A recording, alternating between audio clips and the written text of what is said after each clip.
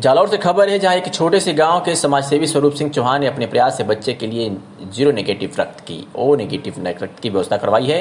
स्वस्थ रूप से स्वरूप सिंह चौहान जोधपुर में रह रहे थे। 7 जोधपुर युवा सेना पद पर कार्यरत हैं। राष्ट्रीय मानव अधिकार आयोग एवं सामाजिक न्याय परिषद भारत में वो उनका कहना है कि बस मेरा परम कर्तव्य मानव सेवा है।